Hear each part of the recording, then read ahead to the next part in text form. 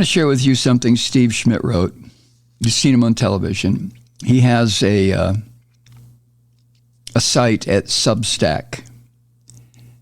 It's called The Warning. And I want to read what he wrote. This has to do with today. Quote, January 6, 2021 is a day that will live in infamy. There are only 3 days in American history that are peers to the perfidy of that day. They are April 12, 1861, December 7th, 1941, and September 11th, 2001. Those 3 attacks against the United States began wars that killed more than 1,050,000 of our American brothers and sisters of all races, creeds, nationalities, and religions. None of those horrific days that unleashed orgies of blood and violence are the equal of January 6, which, 158 years after the end of the American Civil War, marked the high-water mark of the Confederate States of America. It was the day that Confederate battle flag finally breached the so-called citadel of democracy and was carried high through the Capitol Rotunda. The American flag was desecrated on that day. It became a weapon of violence and sedition, as the poles to which it was attached became bludgeons to beat and kill police officers. The violence wasn't accidental, and it wasn't spontaneous. It was something that I predicted would happen in September of 2020. It was organized. It was planned. It was incited and stoked by a cabal of extremists at the direction of the defeated President of the United States, who sought to overturn the legitimate result of a presidential election in the 244th year of the independence of the United States. It was the greatest act of treachery in American history. It nearly succeeded. And if it had, the result would have ended the American experiment begun in 1776. It would have made the illegitimate Trump a dictator. When American independence was won at Yorktown, the Marquis de Lafayette said, quote, "Humanity has its victory, liberty has a country," end quote. Lafayette considered the American Revolution to be humanity's greatest moment. He viewed the triumph as the beginning of the end of injustice and tyranny. He viewed the spread of global liberty and freedom as inexorable derivative of the American Revolution. He foresaw the end of slavery, colonialism, and tyranny as a result of the victory. He believed the light of liberty lit in the New World would be the salvation of the old.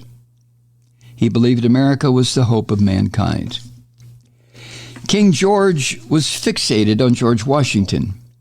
He would ask about him often. He wanted to know his intentions and wondered if he would become a king or emperor atop an American empire even greater than the British. When he was told that Washington would retire to Mount Vernon and transfer power to John Adams, the king was flabbergasted. He said that it was true, if it was true, Washington would be the greatest man of his or any age. The peaceful transition of power is America's greatest invention. It endured from 1797 to 2021.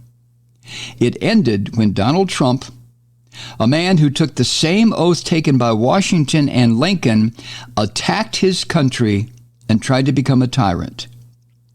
It is the greatest and most shameful betrayal in American history.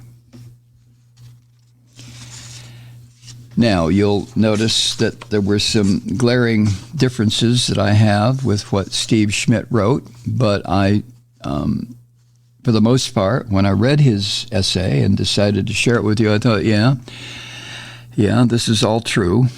And he did point out the fact that Lafayette was concerned as some Europeans were for sure, about the continuation or the ending of enslavement of other people because of their skin color or their national origin. These are, as Nicole Wallace says at the end of her show every day on MSNBC, these are extraordinary times that we're living in. Extraordinary times. And my hope is that we can get through this intact, that we can get through this in a way that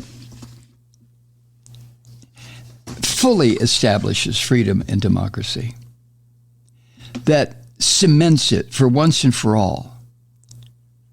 I've been watching the votes being taken to try to elect this useless man, Kevin McCarthy, as Speaker of the House. And I listened to the rhetoric from the 15 or 20 pure haters that are in the U.S. Congress, who are only there based on hate and divisiveness and contempt for the American experiment. And I listened to them, and I'm just shocked. I wonder where these people were educated. Were they educated in Russia? Were they educated in Iran? Were they educated in Nazi Germany, and they have just shown up now in the persona of a Marjorie Taylor Greene or Matthew Gaetz or a Lauren Boebert or the rest of the Paul Gosar, the rest of these people? Where did they grow up? Where were they educated? Yeah, they grew up in this country.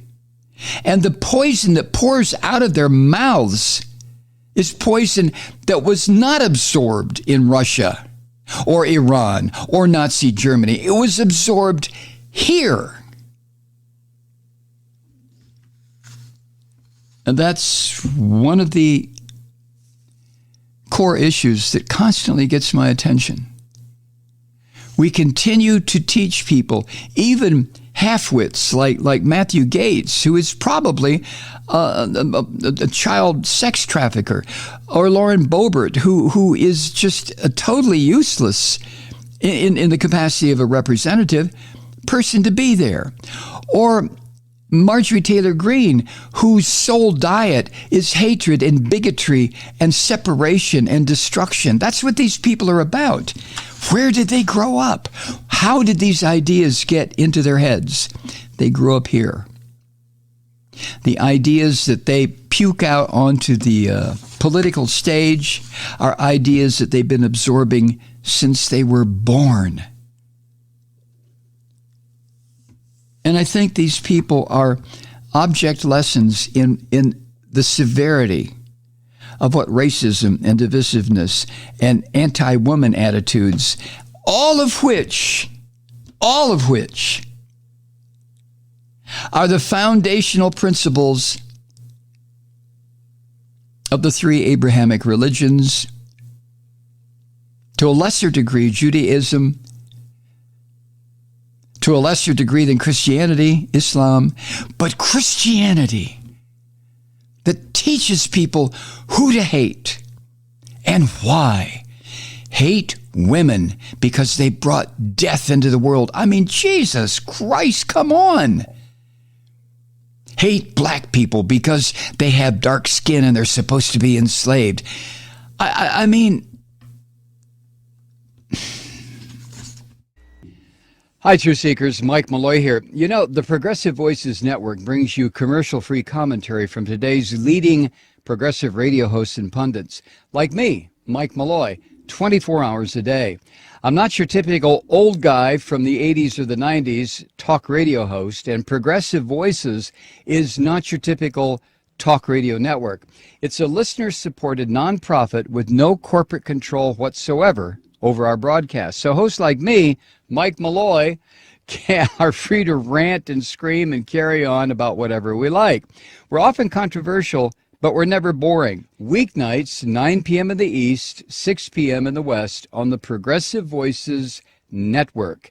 Always progressive, always on. I'm Mike Malloy. Keep it lit.